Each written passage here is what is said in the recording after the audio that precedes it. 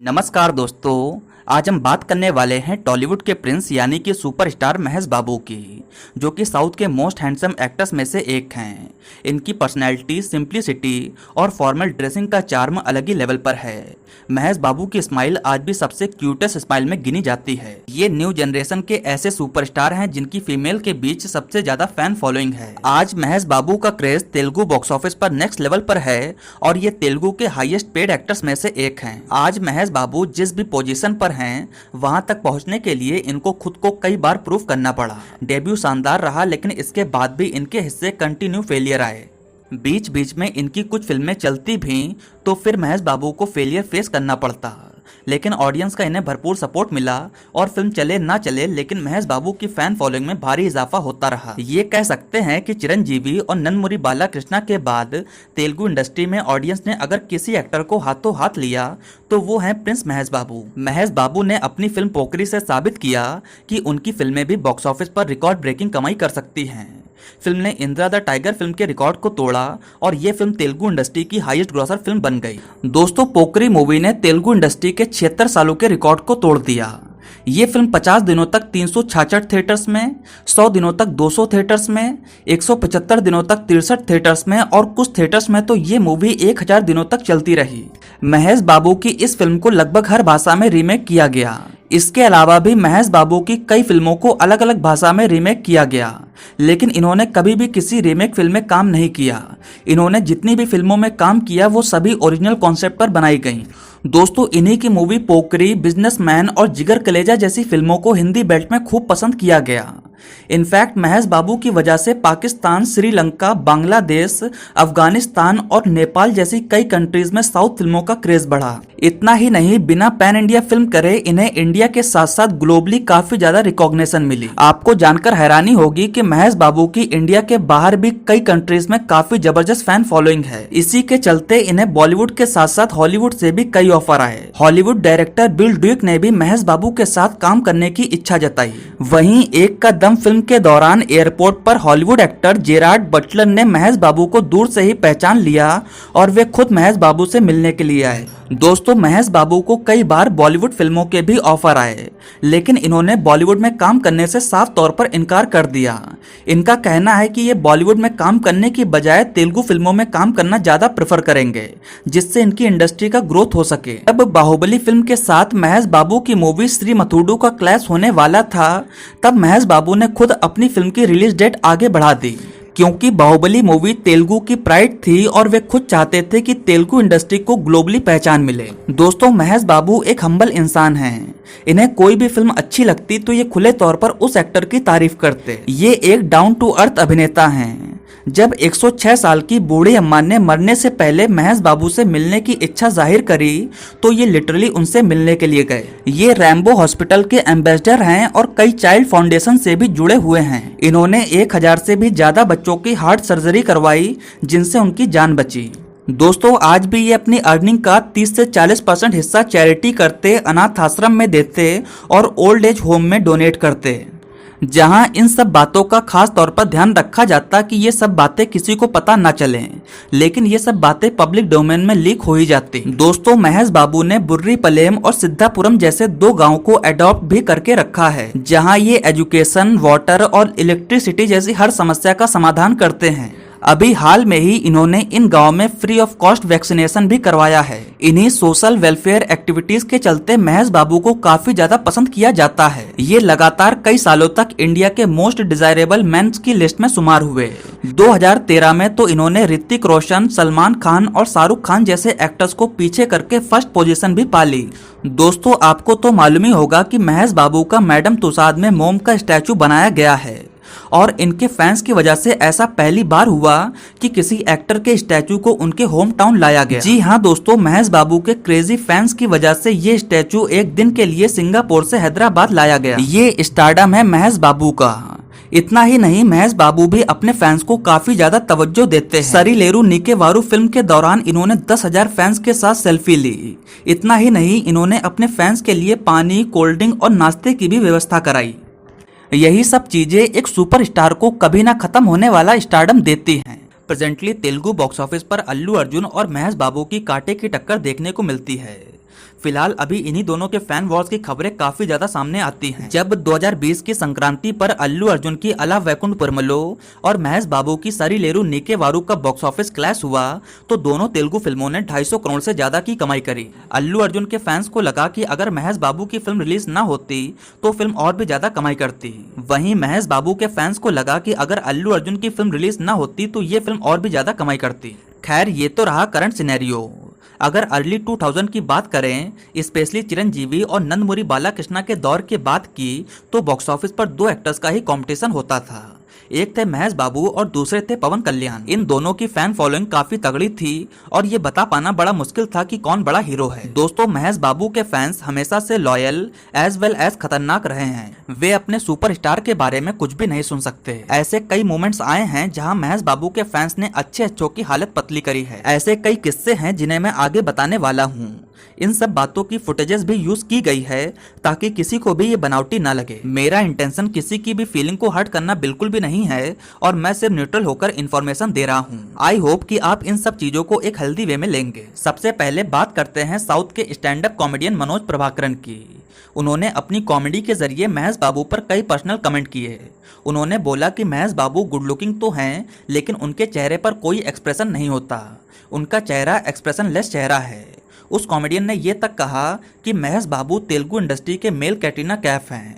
जिस तरह कैटरीना कैफ खूबसूरत तो हैं लेकिन उन्हें एक्टिंग नहीं आती, सेम उसी तरह महेश बाबू भी हैं। तब महेश बाबू के फैंस काफी ज्यादा भड़क गए और मनोज प्रभाकरन को डेथ थ्रेट्स भी मिले। नौबत यहाँ तक आ गई कि मनोज प्रभाकरन को सोशल मीडिया ही छोड़ना पड़ा और आगे चलकर उन्होंने महेश बाबू के फैंस से माफी भी मांगी। एक इंसिडेंट 2004 में हुआ जब महेश बाबू की मूवी अर्जुन रिलीज हुई। एक सीडी शॉप में फिल्म की पायरेसी की जा रही थी। तब महेश बाबू के फैंस ने उस दुकानदार को ही किडनैप कर लिया। बाद में ये मामला कोर्ट तक गया। ऐसा ही मामला तब देखने को मिला जब महेश बाबू की मूवी भरत अने नेनू ऑनलाइन लीक हो गई। तब भी महेश बाबू के फैंस एकजुट हो गए। इनफैक्ट एक दुकानदार जो फिल्म की पायरेसी कर रहा था उसके खिलाफ काफी सख्ती प्रदर्शन हुआ और उसको वार्निंग भी दी। ऐसा ही एक किस्सा तब देखने को मिला जब डायरेक्टर पुरी जगन्नाथ, जिन्होंने महेश बाबू के साथ पोकरी और बिजनेसमैन जैसी बेहतरीन फिल्में बनाई हैं, जब उनसे एक इंटरव्यू में पूछा गया कि उन्होंने पिछले 9 सालों से महेश बाबू के साथ काम क्यों नहीं किया, जिस पर पुरी जगन्नाथ ने जवाब दिया कि उन्होंने हाल में ही महेश बाबू को एक फिल्म ऑफर करी थी लेकिन महेश बाबू ने फिल्म रिजेक्ट कर दी। शायद मेरा समय अच्छा नहीं चल रहा है इसलिए महेश बाबू मेरे साथ काम करना नहीं चाहते। यहाँ पर भी महेश बाबू के फैंस भड़क गए और उन्होंने पुरी जगन्नाथ को हद में रहने की हिदायत दी। साथ ही साथ ये भी कहा कि ये मत भूलो कि महेश बाबू ने ही उनको एक स्टार डायरेक्टर बनाया है। खैर यहाँ मैंने आपको बताया कि महेश बाबू के कितने डाई हार्ड फैंस हैं, वहीं महेश बाबू के कुछ हेटर्स भी हैं। एक बार तो महेश बाबू के हेटर्स ने एक ऐसी फोटो वायरल कर दी जिसमें लग रहा था कि महेश बाबू के बाल ही नहीं हैं, बट एक्चुअल में वो फोटो फोटोशॉप की हुई थी। दोस्तों एक फैक्ट ये है कि जनरली ऐसा देखा गया है कि महेश बाबू अपनी फिल्मों में हीरोइनों को रिपीट नहीं करते। त्रिशा कृष्णन, काजल अग्रवाल और समंता रुथ प्रभु कुछ एक्सेप्शनल केस हैं। बहरहाल महेश बाबू का पूरा नाम है घट्टामनेनी महेश बाबू। इनका जन्म 9 अगस्त साल 1975 को मद्रास तमिलनाडु में हुआ। इनके पिता का नाम है कृष्णा और इनकी माता का नाम है इंदिरा देवी। माँ इनकी हाउसवाइफ थी, वहीं इनके पिता तेलुगु इंडस्ट्री के एक लेजेंडरी एक्टर हैं। ये 5 दशकों से तेलुगु फिल्मों में एक्टिव हैं और इन्होंने 350 से अधिक फिल्मों में वैरायटी भरे रोल्स प्ले किए हैं। इन्होंने हमेशा लीग से हटके फिल्में करी। काउ बॉय और जेम्स बॉन्ड सरीकी फिल्मों का ट्रेंड तेलुगु इंडस्ट्री में इनके पिता ने ही शुरू किया। दोस्तों महेश बाबू कुल 5 भाई बहन हैं, जिसमें रमेश बाबू इनके बड़े भाई हैं, वहीं पद्मावती, मंजुला और प्रियदर्शी इनकी छोटी बहनें हैं, जिसमें प्रियदर्शी की शादी सुधीर बाबू से हुई है। वहीं बात करें इनके भाई रमेश बाबू की तो मैं आपको बता दूं इन्होंने 90 के दशक में कई फिल्मों में बतौर लीड हीरो काम किया, लेकिन फिलहाल ये अभी एक प्रोड्यूसर के तौर पर एक्टिव हैं। आगे चलकर इनकी मां के डेथ के बाद इनके पिता ने एक्ट्रेस विजया निर्मला से दूसरी शादी कर ली। अगर आप महेश बाबू की फैमिली को और ब्रीफ में जानना चाहते हैं तो इस वीडियो को देखें, लिंक आपको ऊपर आई बटन पर दिया गया है। खैर इनके पिता सुपरस्टार थे इसलिए घर का माहौल फिल्मी था। घर पर ही बड़ी बड़ी हस्तियों का जमावड़ा लगा रहता था। पढ़ाई में डिस्टरबेंस ना हो जिसके चलते महेश बाबू को अपने ननिहाल दुर्गा अम्मा जी के घर भेज दिया गया। दोस्तों इनका बचपन बड़ी डिसिप्लिन में बीता। इनको एहसास नहीं होने दिया गया कि ये एक सुपरस्टार के बेटे हैं। इनकी schooling Saint Bede Anglo Indian school से पूरी हुई। स्कूल के दौरान इनकी आइडेंटिटी छुपा के रखी जाती थी कि ये किसके बेटे हैं। दोस्तों, महेश बाबू को बचपन में फिल्में देखने का बहुत शौक था और ये फिल्मों को थिएटर में देखना ज़्यादा पसंद करते। इन्होंने कमल हसन की मूवी थेवर मगन को 10 बार थिएटर्स में जाकर देखा। पढ़ाई में तो ये एवरेज स्टूडेंट थे, लेकिन क्रिकेट में बहुत आगे थे। ये अक्सर वीजीपी गोल्डन बीच पर क्रिकेट खेलने के लिए जाया करते। यहीं पर इनके पिता इनसे मिलते और अक्सर इनके पिता क्रिकेट खेला करते। पिता की गैर मौजूदगी में हर जगह इनके भाई ने पिता का रोल निभाया। आगे चलकर इन्होंने लॉयला कॉलेज चेन्नई से कॉमर्स फील्ड लेकर अपना ग्रेजुएशन कंप्लीट किया। यहीं पर सूर्या, कार्ति और थलापति विजय इनके क्लासमेट हुआ करते थे। पढ़ाई खत्म होते ही इन्होंने अपने पिता के मित्र एल सत्यानंद से एक्टिंग की ट्रेनिंग ली। उस समय इन्हें तेलुगु अच्छे से नहीं आती थी। ये अक्सर अपने डायलॉग को रटते हुए नजर आया करते। उस समय किसी को अंदाजा नहीं था कि ये एक्टर जिसको अभी तेलुगु नहीं आती वो आगे चलकर तेलुगु इंडस्ट्री का इतना बड़ा सुपरस्टार बनेगा। खैर, बतौर लीड हीरो डेब्यू करने से पहले महेश बाबू अपने पिता की कई फिल्मों में सपोर्टिंग एक्टर के तौर पर नजर आए। इन फिल्मों में पोरातम, बाजार राउडी और गुड़ाचारी जैसी 7-8 फिल्में शामिल थीं, जहां साल 1990 की फिल्म बाला चंद्रुडू में महेश बाबू लीड चाइल्ड एक्टर के तौर पर नजर आए और फिल्म के बड़े बड़े पोस्टर्स में महेश बाबू का चेहरा था। इन फिल्मों में काम करने की वजह से महेश बाबू का 1 साल का पढ़ाई का लॉस हो गया, जिसके चलते अब इनके पिता ने ठान लिया कि पहले ये अच्छे से पढ़ाई करेंगे और उसके बाद ही फिल्मों में नजर आएंगे। खैर, साल 1999 में महेश बाबू अपने डेब्यू को तैयार थे। फिल्म को दिग्गज डायरेक्टर के राघवेंद्र राव से डायरेक्ट कराया गया, वही डायरेक्टर जिन्होंने आगे चलकर अल्लू अर्जुन को डेब्यू कराया। ये फिल्म थी राजा कुमारुडू।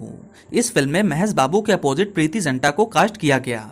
ये फिल्म कमर्शियली सक्सेसफुल रही और इसी फिल्म से महेश बाबू को प्रिंस कहा जाने लगा। साथ ही साथ इस फिल्म के लिए महेश बाबू को बेस्ट डेब्यूटेंट का नंदी अवार्ड मिला। लेकिन महेश बाबू की अगली फिल्म युवराजू और वामसी जैसी फिल्में अच्छा परफॉर्म नहीं कर सकी। इन्होंने अपनी चौथी फिल्म मुरारी से अच्छा कमबैक तो किया, लेकिन इनकी अगली फिल्में टक्कारी डोंगा और बॉबी जैसी फिल्में फिर नहीं चली। 2003 में इनकी मूवी ओक्काडू रिलीज हुई। जी हाँ, वही फिल्म जिसको बॉलीवुड में तेवर के नाम से बनाया गया। फिल्म ने तगड़ी कमाई करी और इंदिरा द टाइगर के बाद सेकंड हाईएस्ट ग्रॉसर फिल्म बन गई। इसी फिल्म से महेश बाबू को कल्ट फॉलोइंग मिली और इनका स्टारडम तेजी से बढ़ गया। इसके बाद भी इनकी 2-4 फिल्में अच्छा परफॉर्म नहीं कर पाई। इनकी मूवी अथाड़ू को आज कल्ट स्टेटस जरूर मिला हुआ है, लेकिन रिलीज के समय ये फिल्म अच्छा परफॉर्म नहीं कर पाई थी। लेकिन धीरे धीरे फिल्म उस साल की हाईएस्ट ग्रॉसर फिल्मों में शुमार हुई। 2006 में पुरी जगन्नाथ के निर्देशन में बनी फिल्म पोकरी ने महेश बाबू को टॉप एक्टर बना दिया।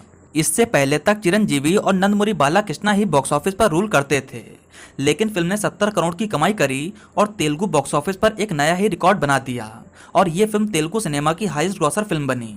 फिल्म ह्यूज ब्लॉकबस्टर रही और फिल्म की सफलता के जरिए महेश बाबू न्यू जनरेशन सुपरस्टार बन गए। दोस्तों, महेश बाबू ने हमेशा अपनी फिल्मों में कुछ अलग करने की कोशिश करी, जैसे इनके पिता अपने दौर में किया करते थे। पोकरी के बाद भी महेश बाबू के हिस्से कई फ्लॉप आई। सैनिकुड़ू और अदिति जैसी फिल्मों के बाद ये 2 साल तक फिल्मों से दूर रहे, जिसकी 2 वजह थी। एक वजह थी इस बीच इनके काफी सारे रिलेटिव्स की डेथ हुई और दूसरी वजह थी फिल्मों के फेलियर्स। जब पोकरी फिल्म के बाद भी इन्हें फेलियर्स मिले तो ये 2 से 3 महीने तक लोगों के टच में ही नहीं आए।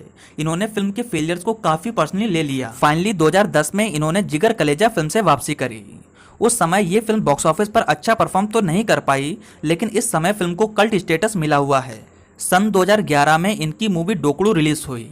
फिल्म ने 101 करोड़ की कमाई करी और ये मूवी तेलुगु इंडस्ट्री की हाईएस्ट ग्रॉसर फिल्म बन गई और इसके जरिए महेश बाबू को एक बार फिर से बड़ी सफलता हाथ लगी।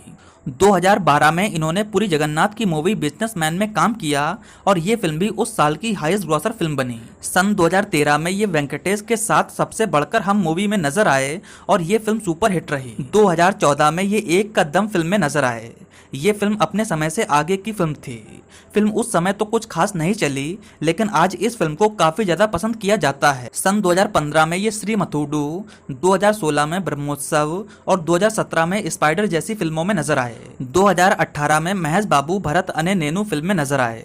फिल्म को 65 करोड़ के बजट में बनाया गया और इस फिल्म ने 178 करोड़ की बम्पर कमाई करी और ये फिल्म बॉक्स ऑफिस पर सुपर हिट रही। 2019 की महर्षि भी सुपर हिट रही और 2020 की सरीलेरू नीके वारू भी ब्लॉकबस्टर रही। फिलहाल ये 2022 की संक्रांति में सरकारी वारू पाता फिल्म में नजर आने वाले हैं। वहीं बात करें इनके मैरिटल स्टेटस की तो मैं आपको बता दूं, इनकी शादी सन 2005 में नम्रता शिरोडकर से हुई। इस शादी से इनको 2 बच्चे हैं, एक बेटा और एक बेटी। बेटी का नाम है सितारा, वहीं बेटे का नाम है गौतम। तो दोस्तों, ये रहा महेश बाबू पर हमारा एक डेडिकेटेड वीडियो। आपको महेश बाबू कैसे लगते हैं आप नीचे कमेंट सेक्शन में बता सकते हैं। साथ ही साथ नेक्स्ट अब आप किस एक्टर के बारे में जानना चाहते हैं ये भी नीचे कमेंट सेक्शन में ज़रूर बताएं। अगर आपको मेरा वीडियो पसंद आया हो तो प्लीज़ लाइक करें, कमेंट करें और मेरे चैनल को सब्सक्राइब करें। आपका बहुत बहुत धन्यवाद।